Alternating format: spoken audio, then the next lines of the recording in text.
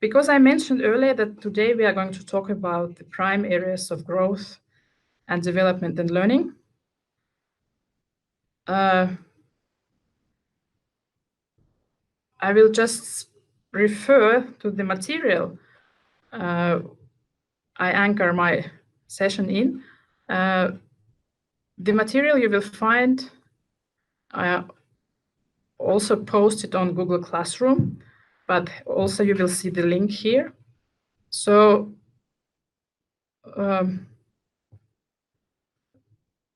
we will talk, and it is reflected in the material above, we will talk about the prime areas of learning and development. So let's now first have a look at what these prime areas actually are.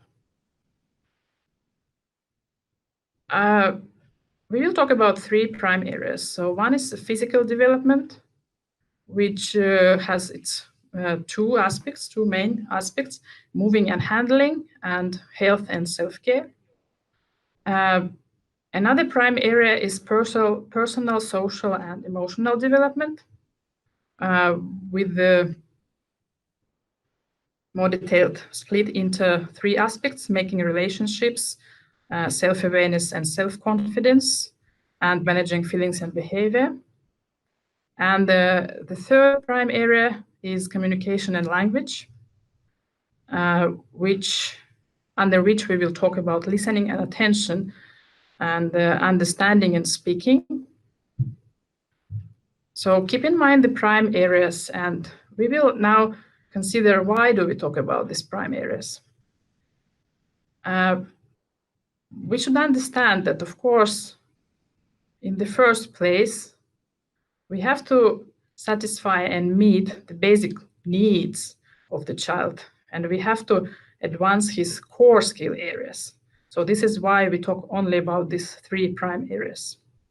And secondly, again, related to the findings on brain studies, we talk about prime areas because if we meet the expectations of the brain in these three prime areas, then we will set up a very steady foundation and platform for developing specific areas that I will talk about in the next session.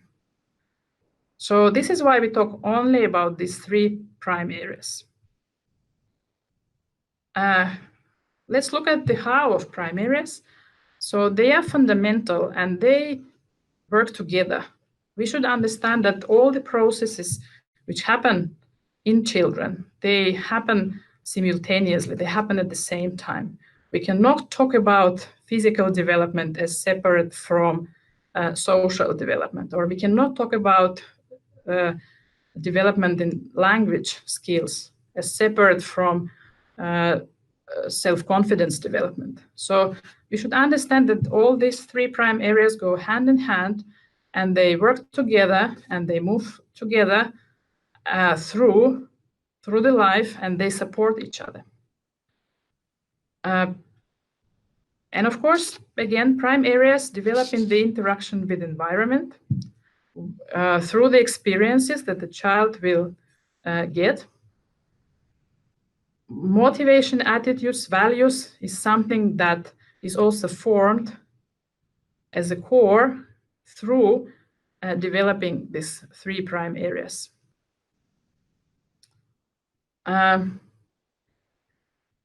We will talk about prime areas one by one, but before that, I want you to think about the concept of age, because when we look at the early childhood education, we tend to think in terms of certain classification, that what is certain age is good or optimal for what kind of skill development. So age is actually a very tricky concept, even though it's a central concept to psychology and to pedagogy.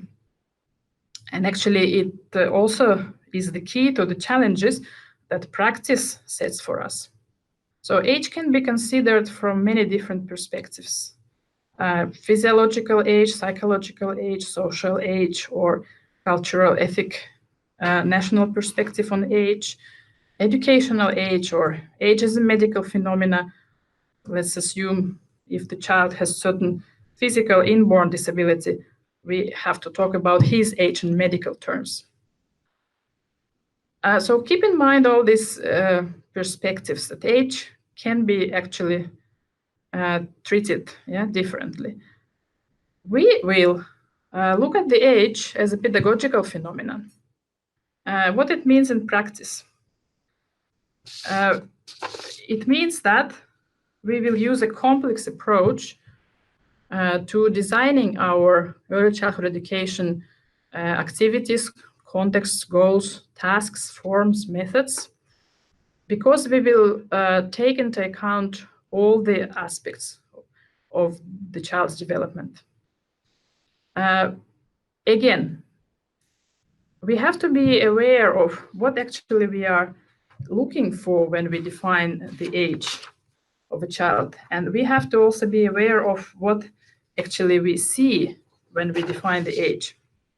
So it is easy to think in terms of, let's say we have an orchard and we have trees with fruits. Yeah. So we tend to think about development in terms of seeing the fruits on the trees. But we have difficulty to see that development as a process. So as a process of getting mature, not yet completing its cycle.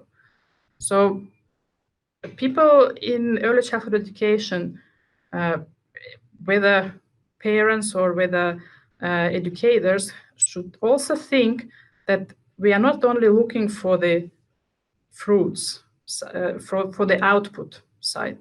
We are not talking about age in this term. We talk about age in terms of process, because the development is a dynamic process. And as I've mentioned already, while some functions develop at a much faster rate, some functions may be experiencing some sort of delay. So be sensitive to this as an educator or as a parent, and think of a whole process. Think that you are not just looking for the fruits, think that you are looking for the signs which would give you the hints, but those signs are located in the process.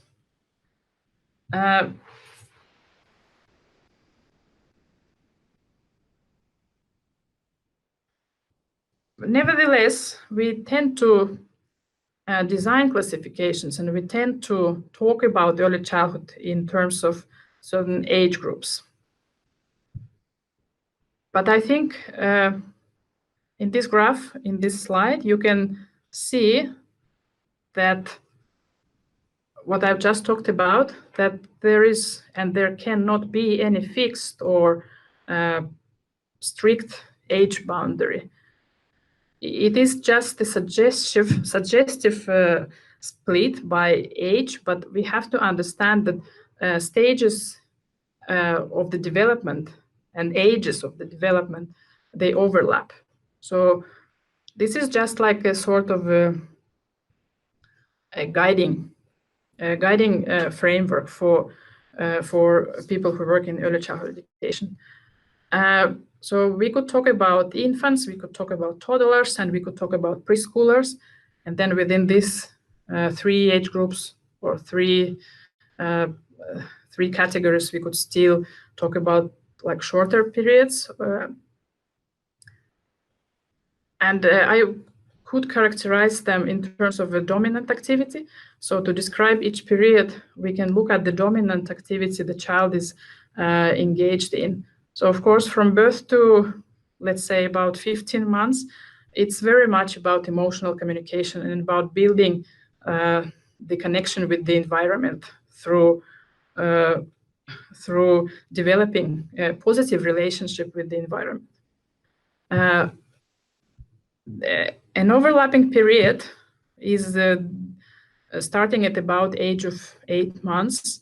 It's a period for like more of object manipulation and play as a dominant activity through this period. And then when we reach the stage of a junior preschooler, we can talk about the various types of play, or more broad range of play as a dominant activity. So this is to give you an idea of the dominant activity typical for a certain age, but also to encourage you to think that certain stages and certain periods, they overlap in the development of child.